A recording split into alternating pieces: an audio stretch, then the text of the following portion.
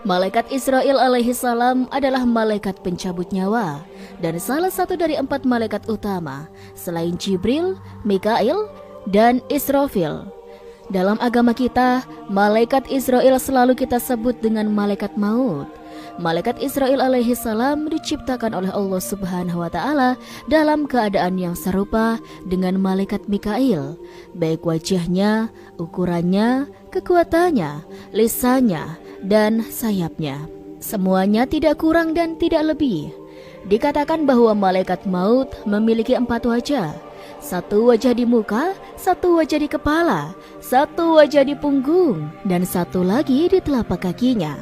Dia mengambil nyawa para nabi dari wajah kepalanya, nyawa orang mukmin dengan wajah dari mukanya, nyawa orang kafir dengan wajah dari punggung, dan nyawa seluruh jin dari wajah telapak kakinya. Dari kepala hingga kedua telapak kakinya berbulu za'faran, dan setiap bulu ada 1 juta muka. Di setiap 1 juta muka mempunyai 1 juta mata dan 1 juta mulut dan tangan. Ia juga memiliki 4.000 sayap dan 70.000 kaki. Salah satu kakinya di langit ke-7 dan 1 lagi di jembatan yang memisahkan antara surga dan neraka. Di setiap mulutnya ada 1 juta lidah. Di setiap lidah mampu berbicara 1 juta bahasa. Dan jika seluruh air di lautan dan sungai di dunia disiram ke atas kepalanya, maka tidak setitik pun air yang akan jatuh melimpah. Ketika Allah Subhanahu wa taala menciptakan al-maut dan menyerahkannya kepada malaikat Israil, maka berkatalah malaikat Israil, "Wahai Tuhanku, apakah al-maut itu?" Maka Allah Subhanahu wa taala menyikap rahasia al-maut itu dan memerintahkan seluruh malaikat menyaksikannya. Setelah seluruh malaikat menyaksikan al-maut, maka tersungkurlah semuanya dalam keadaan pingsan selama 1000 tahun. Setelah para malaikat sadar kembali, bertanyalah mereka, "Ya Tuhan kami, apakah ada makhluk yang lebih besar dari ini?" Kemudian Allah Subhanahu wa taala berfirman, "Akulah yang menciptakannya dan akulah yang lebih agung daripadanya. Seluruh makhluk akan merasakan al-maut itu." Kemudian Allah Subhanahu wa taala memerintahkan malaikat Israil alaihi salam mengambil al-maut karena Allah telah menyerahkannya kepadanya. Allah Subhanahu wa taala telah memberikan al-maut kepada malaikat Israil alaihissalam. Akan tetapi ia masih khawatir jika tidak berdaya untuk mengambilnya, karena al-maut lebih agung daripada dirinya. Kemudian Allah Subhanahu wa taala memberikannya kekuatan sehingga al-maut itu menetap di tangannya. Setelah itu al-maut berkata, "Ya Tuhanku, izinkanlah aku untuk berseru di langit sekali saja." Maka setelah diizinkan, berserulah al-maut dengan suara yang amat keras. "Aku ini adalah al-maut, tugasku sebagai pemisah orang yang saling mencintai. Aku adalah al-maut, tugasku memisahkan antara anak dan ibunya. Aku adalah al-maut, tugasku memisahkan saudara pria dan wanita. Aku adalah al-maut, tugasku menghancurkan bangunan, rumah, dan gedung-gedung. Aku adalah al-maut, tugasku meramaikan kuburan. Aku adalah al-maut, tugasku mencari dan mendatangi kamu semuanya, walaupun kamu berada dalam lapis benteng yang amat kuat. Dan tiada satupun makhluk yang tidak merasakan kepedihanku." Malaikat Israil alaihi salam diberi kemampuan yang luar biasa oleh Allah Subhanahu wa taala, hingga barat dan timur dapat dijangkaunya dengan mudah. Seperti seorang yang sedang menghadap sebuah meja makan yang dipenuhi dengan berbagai makanan yang siap untuk dimakan. Sewaktu malaikat Israil alaihissalam menjalankan tugasnya mencabut nyawa makhluk-makhluk di dunia, ia akan turun ke dunia bersama dengan 2 kumpulan malaikat, yaitu malaikat rahmat dan malaikat azab. Sedangkan untuk mengetahui di mana seseorang akan menemui ajalnya, malaikat maut bekerja sama dengan malaikat arham. Diriwayatkan oleh Abdullah bin Abbas, Rasulullah SAW bersabda bahwa malaikat maut memperhatikan wajah manusia di muka bumi ini 70 kali dalam sehari. Ketika ia datang melihat wajah seseorang, ia mendapati orang itu sedang bergelagak tawa, Maka berkatalah malaikat Israel, "Alangkah herannya aku melihat orang ini, padahal aku diutus oleh Allah untuk mencabut nyawanya kapan saja. Tetapi dia masih terlihat bodoh dan bergelak tertawa."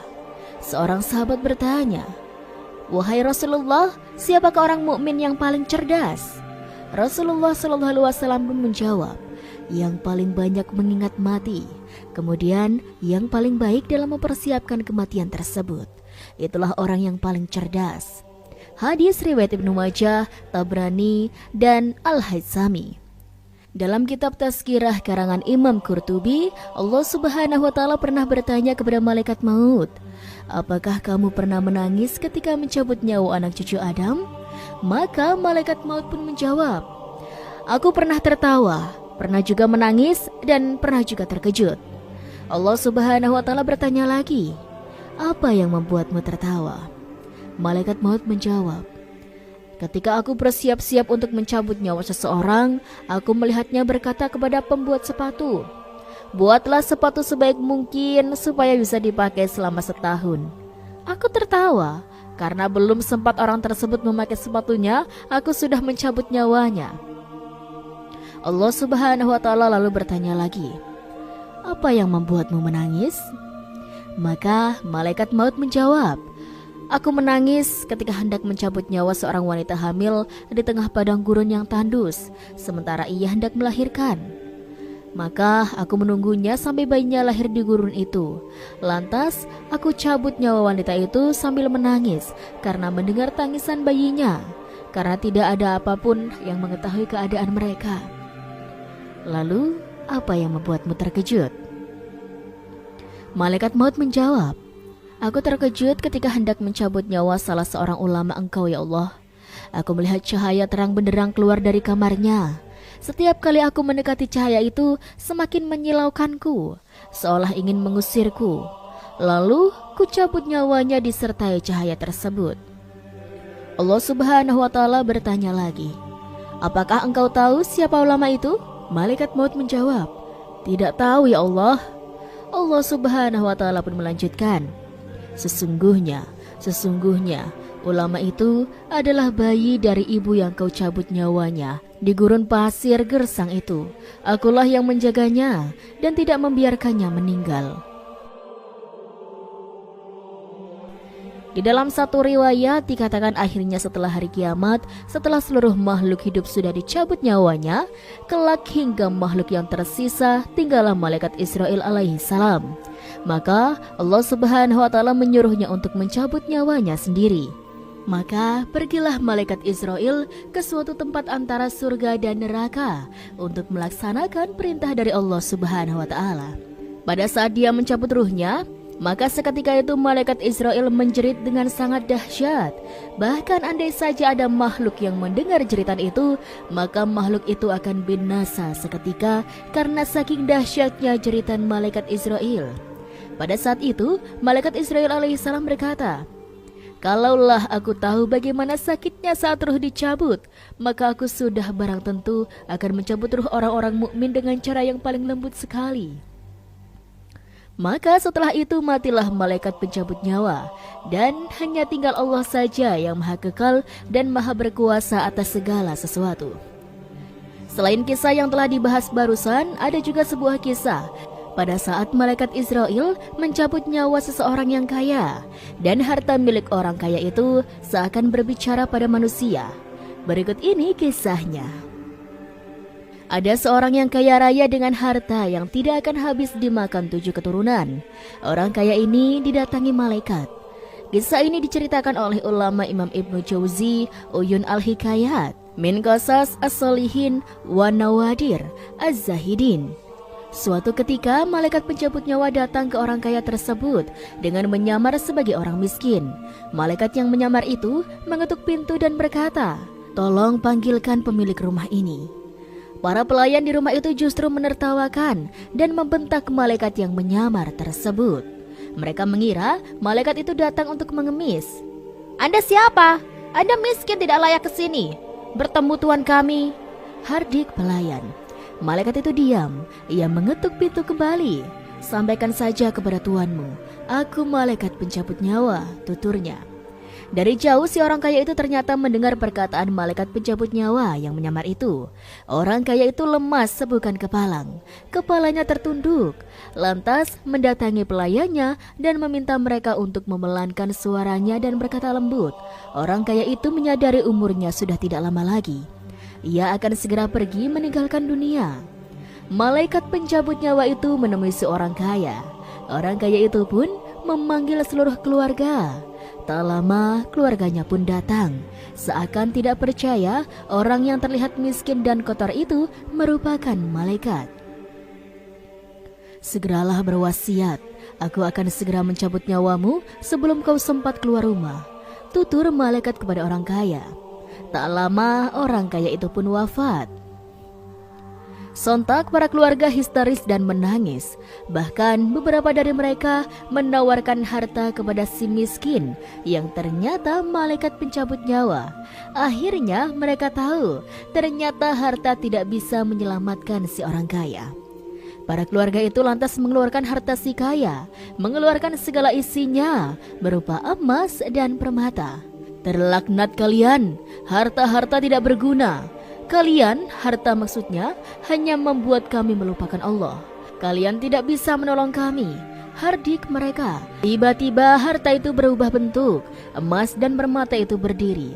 Ia berkata kepada kerabat orang kaya itu, "Duhai orang kaya, salah jika kalian mencaci maki kami. Aku sudah membuat derajat kalian tinggi. Kami telah membuat kalian punya kedudukan sama dengan raja-raja dan tuan-tuan. Lihatlah, ketika keluarga kalian meminang seseorang yang kalian kehendaki, bukankah langsung setuju dengan harta kalian? Lalu bagaimana dengan nasib orang soleh yang juga ingin melamar seseorang yang kalian pilih itu? Mereka gagal karena harta kalian menghalanginya. Dan masih banyak lagi. Wahai orang kaya, bukankah kau menggunakan kami untuk membiayai orang-orang kejam dan kami tidak bisa menolak? Wahai orang kaya, jika kau memilih kami untuk berbuat baik, kamu akan dapat kebaikan. Sedangkan untuk kejahatan, maka dia akan mendapatkan celaka." Terang harta si kaya. Begitulah sobat kisah harta yang berbicara. Malaikat pencabut nyawa pun datang. Dan ternyata harta tidak bisa melindungi dari orang kaya, seberapa kaya pun orang tersebut. Wallahu alam. Dan inilah sobat sedikit kisah kali ini. Kurang lebihnya Rizky mohon maaf. Dan sampai jumpa lagi di cerita berikutnya ya sobat. Sekian dari Rizky. Wassalamualaikum warahmatullahi wabarakatuh.